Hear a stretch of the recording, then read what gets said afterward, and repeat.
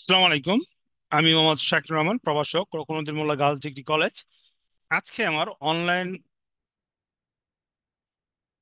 হুম আজকে আমার ইউটিউব ক্লাসের অনলাইন ক্লাসের সাবজেক্ট হচ্ছে উচ্চ মাধ্যমিক হিসাব বিজ্ঞান, আহ, দ্বিতীয় পত্র। উচ্চ মাধ্যমিক হিসাব বিজ্ঞান দ্বিতীয় পত্রে আজকে আমরা সলিউশন করতে যাচ্ছি সিলেট বোর্ড 2023। তো কোশ্চেনটা প্রথমে আমরা ডিসপ্লেতে শো করি।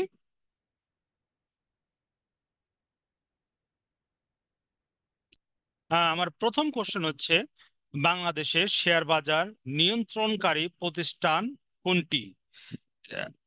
FSB, BSc, CSC. আচ্ছা, নিয়ন্ত্রণকারী প্রতিষ্ঠান হলো BSAC, Bangladesh security exchange commission. সুনাম হলো ব্যবসায়ের কি? অদৃশ্য সম্পত্তি। ওকে। সুনাম হলো কি ব্যবসার? অদৃশ্য সম্পত্তি। ওকে, এবং স্থায়ী সম্পত্তি। সঠিক অ্যান্সার কি? ক। আহ,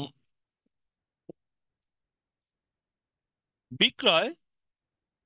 আমাদের 3 নম্বর কোশ্চেন হচ্ছে, বিক্রয়ের উপর মুনাফা 20% হলে বিক্রিত পণ্যের ব্যয়ের উপর মুনাফার হার কত?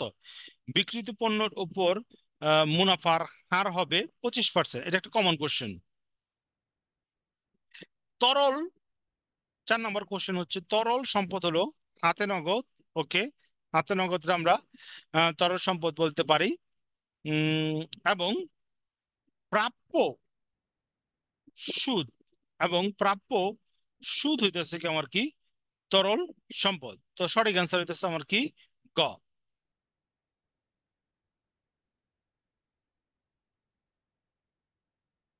যমুনা লিমিটেড কোম্পানি প্রতি শেয়ার 10 টাকা মূল্যে 70,000 শেয়ার বিভক্ত শেয়ারে বিক্রয় করে মোট 7 লক্ষ টাকা মূলধনের নিবন্ধিত, অর্থাৎ একটা শেয়ারের দাম 10 টাকা, শেয়ারের সংখ্যা হলো 70,000, মোট শেয়ারের দাম হলো 7 লাখ টাকা। কোম্পানি একটা শেয়ার বিক্রি করে 2 টাকা উধারে 60% জনগণের উদ্দেশ্যে ইস্যু করছে, 10% অতিরিক্ত শেয়ারের আবেদন পাইছে, এবং ইস্যুকৃত শেয়ারের বন্টন করা হয়েছে যথাসময়, এবং অতিরিক্ত শেয়ারের টাকা ফেরত দেওয়া হয়েছে। ভালো কথা।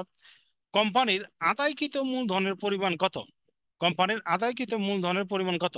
তো আমার এখানে আছে হইলে গিয়া 7 লক্ষ। 7 লক্ষ 60%। 7 লক্ষ 60% হলো 7 লক্ষ 60% হলো 4,20,000। তো 4,20,000-এর একটা শেয়ারের দাম হলো 10 টাকা। 4,20,000 গুণ 10 সমান সমান।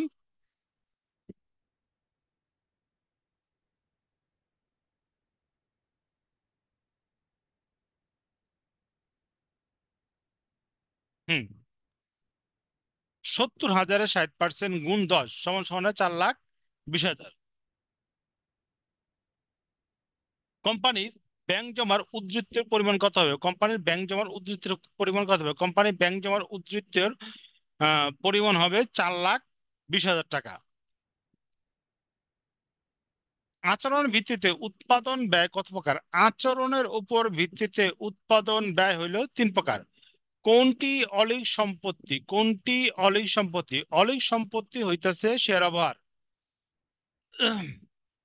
পরিচালন মুনাফা অনুপাতে আদর্শ মান কত? পরিচালনা মুনাফা অনুপাতে আদর্শ মান কত? পরিচালনা মুনাফা অনুপাতের আদর্শ মান হইতেছে 15 থেকে 18%। নিচের উদ্দীপকটি পড়ে 10 এবং 11 নম্বর প্রশ্ন উত্তর দাও। জনাব কামাল একজন ব্যবসায়ী, বছরের বিক্রয়ের পরিমাণ 1,10,00,000 টাকা, পরিচালন ব্যয় 80,000 টাকা এবং অপরিচালন ব্যয় 5,000 টাকা। তিনি বিক্রিত পণ্য ব্যয়ের উপর 25% লাভে পণ্য বিক্রি করেন। তো মোট লাভের পরিমাণ কত? তার মোট লাভের পরিমাণ 2 লাখ টাকা।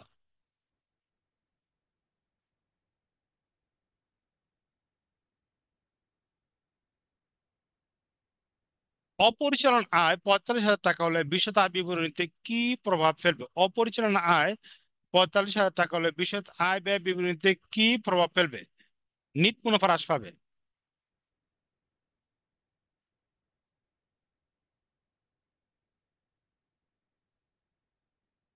ক্রেতার নিকট থেকে প্রাপ্ত মূল্য সংযোজন কর কি? প্রত্যক্ষ কর, পরোক্ষ কর, চলতি সম্পদ, চলতি দায়?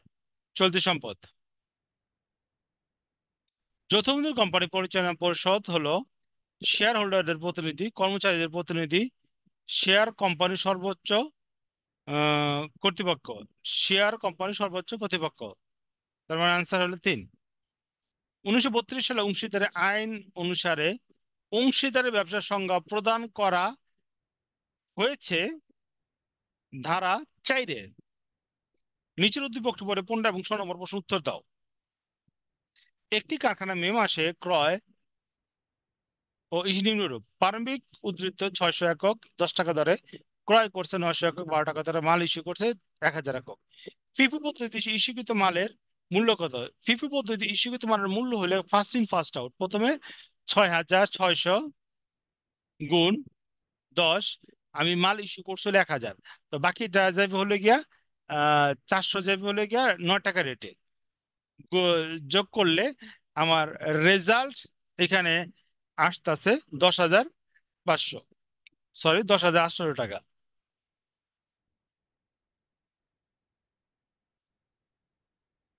ভারযুক্ত গড় পদ্ধতিতে সমাপনী মজুদের মূল্য কত? ভারযুক্ত গড় পদ্ধতিতে সমাপনী মজুদের মূল্য হইতেছে আমার 56,5,600 টাকা। প্রত্যেক মাসের মাঝামাঝি সময়ে উত্তোলন করা হলে মোট উত্তোলনের উপর গড়ে কত পার্সেন্ট আর সুদ ধরতে হবে? 6 মাসের। নিচের কোনটি বিক্রয় এবং বন্টন উপরিব্যয়? নিচের কোনটি বিক্রয় এবং বন্টন উপরিব্যয়? বিজ্ঞাপন ব্যয়। বাংলাদেশ শ্রম আইন অনুসারে একজন শ্রমিক কত ঘন্টা কাজ করে? 8 ঘন্টা। নিচের উদ্দীপকটি পড়ে 20 এবং 21 নম্বর প্রশ্ন উত্তর দাও। সুরমা লিমিটেড 31/12/2022 তারিখে র মিলে যন্ত্রপাতির মূল্য ছিল 1 লক্ষ টাকা দেখানো হচ্ছে। সামান্য উল্লেখ করা হয়েছে 1/7/2000 তারিখে 2,000 টাকা 20,000 টাকা যন্ত্রপাতি ক্রয় করা হয়েছে, যা আহ, হয়েছে কিন্তু যন্ত্রপাতি সংস্থাপন ব্যয় 20,000 টাকা। ভুলবশত মজুরিতে স্থাপন করা হয়েছে, অবচয় পরিমাণ 5%।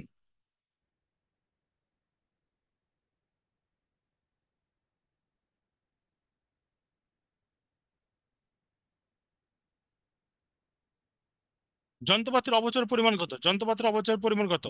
তো যন্ত্রপাতির অবচয়ের পরিমাণ বের করতে হলে প্রথমে আমার যেটা বের করতে হবে, যন্ত্রপাতির ক্রয় মূল্য বের করতে হবে, ঠিক আছে? তো এখানে যন্ত্রপাতির ক্রয় মূল্য হলে 80,000 টাকা, এটার উপর ধরতে হবে 10%, প্লাস হলে গিয়া আমার যে 24,000 টাকা আছে ওইটা বছরের মাঝামাঝি ক্রয় করছি, এটার উপর ধরতে হবে 10%, ভাগ 12 গুণ 6, টোটাল করলে আমরা 4,600 টাকা দিতেছে। টোটাল করলে আমরা 4,600 টাকা দিতেছে, তার মানে সঠিক অ্যান্সার কি ক?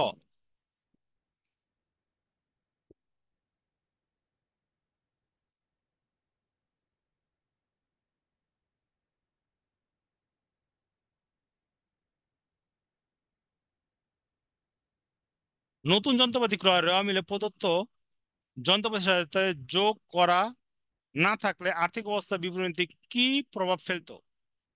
যোগ করা না থাকলে আর্থিক অবস্থা বিবরণীতে কি প্রভাব ফেলতো? আহ মাল মোট সম্পত্তির পরিমাণ অপরিবর্তিত থাকবে, মোট সম্পত্তির পরিমাণ অপরিবর্তিত থাকবে। লিড টাইম কি? লিড টাইম হচ্ছে ফরমায়েশ ও মালামাল সরবরাহের মধ্যবর্তীকাল। বিন কার্ডে কি উল্লেখ থাকে? বিন কার্ডে কি উল্লেখ থাকে? বিন কার্ডে উল্লেখ থাকে মাল মাল ইস্যু ও উদ্ধৃত পরিমাণ। নিট লাভ প্লাস পরিচালন ব্যয় মাইনাস অপরিচালন আয়, নিট লাভ প্লাস অপরিচালন আয় মাইনাস অপরিচালন ব্যয় সমান সমান পরিচালন মুনাফা, সমান সমান কি? পরিচালন মুনাফা। আহ নিচে কোম্পানির জন্ম সনদ কোনটি? কোম্পানির জন্ম সনদ কোনটি? নিবন্ধন পত্র হলো কোম্পানির জন্ম সনদ।